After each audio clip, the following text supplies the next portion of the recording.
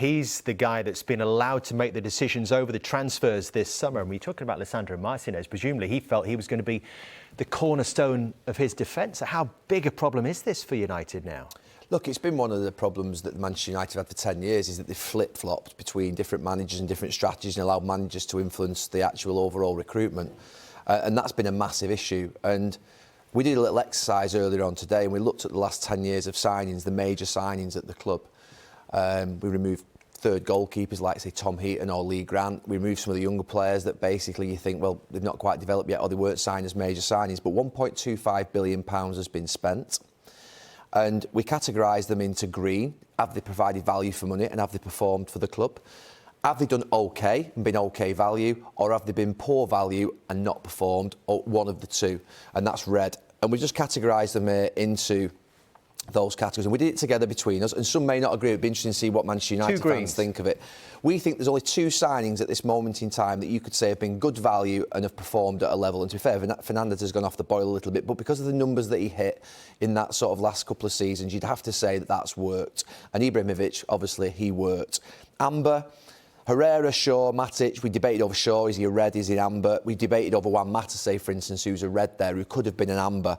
Cristiano Ronaldo, I think, would have been a green on last season, but what's happened in the last month in terms of sort of the fact he wants to leave, the confusion over him, it's a nightmare scenario for the club now. Stories that he's souring the mood. The stories that are happening, that has to make it an amber because it's not working. So for some reasons, the signings haven't worked, or that might be performance, it might be value, it might be the price tag, as we've just said, or it might be just their behaviour and it's not fit into the club. 75% of those signings are red. They've not worked. 20% are an amber. And basically only 4 or 5% of, we think, the club signings in the last 10 years have worked. Now, that is a horror story from a recruitment point of view.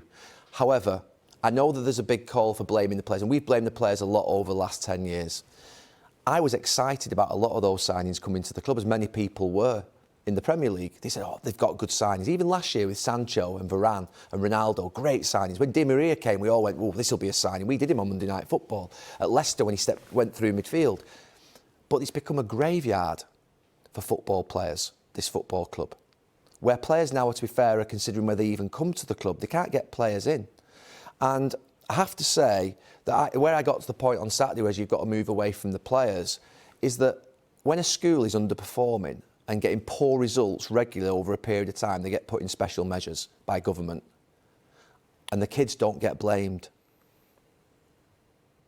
And that's where Manchester United are. It's in special measures, and you can't blame the kids anymore. All right, special measures.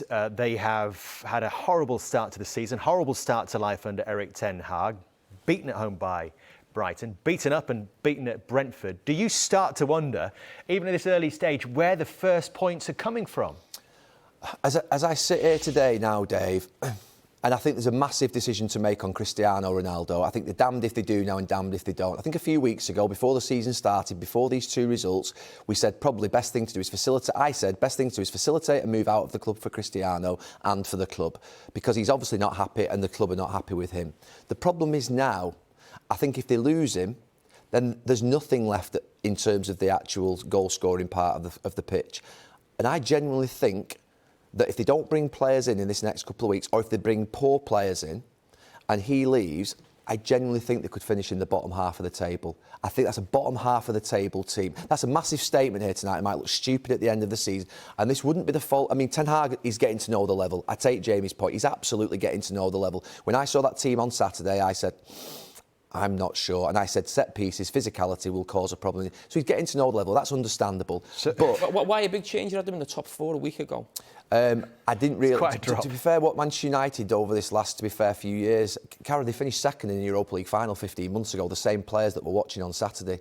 They're absolutely demoralised and shot to pieces, and I think it's really bad in there. And I thought Erik ten Hag in pre-season had got them to a really confident level, but actually what's happened is that basically they've gone back to default, and the old things have come back. So no doubt some of this is optimism that you thought they were going to finish 4th, was optimism about the new coach. But has that been eroded already? Do you think there are signs that maybe he's misjudged the league with some of his Well, signings. no, there's no doubt. I think that he's getting to know the level, and I think there's got to be a question inside about who's influencing recruitment. I think managers have influenced recruitment before at Manchester United unsuccessfully. I think he's got to have an influence. He's got to be part of it. Of course he has. But the Dutch league, as I've said previously in the last few weeks, is not always the most precise league for this league. It's a very difficult transition. So my view at this moment in time would be the coach is obviously a fantastic coach. He's proved that over the last few years. However, you know, he's been dealt a really bad hand. To not get the players in for him that he wanted at the start of the season is a shocker. An absolute shocker. But would it be a shocker for him as a coach if they did finish in the bottom half where you're saying they could finish, or even in the next 4 or 5 games they don't pick up a win? I mean, what are we talking here? I think at this moment in time, I think that what will happen is that United will ride the wave over the next few months towards the end of the season and get through this season. But they're going to have to live through the rockiest times, I think, that this club has had, probably since they got relegated to basically Division 2 all those years ago, 40-odd years ago. And on the horizon is Liverpool next Monday night.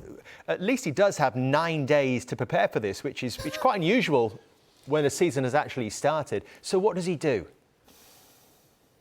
Does he throw plan A out the window? I would never say, I think, to be fair, and I've said this over, we've argued about this, haven't we, about do managers, when they come in with the values, alter the values pretty quickly in the early parts of the season and give mixed messages to the players. And I've always said that shouldn't happen. And my experience at Valencia gave me that 5-6 years ago. Stick with what you're doing, believe in it, and hopefully you eventually get the results. If you start changing every single week, move into a back 5 next week, move into 4-3-3, then go into a different system, 4-4-2. However, he has to tweak it. I do think he has to be pragmatic next Monday. He has to be pragmatic. And that's not playing out from the back. It's just about the physicality of the players on the pitch, the characters. And he's got to try and pick the players that he trusts the most out on the pitch who are going to get a result from him. And that's going to be extremely difficult.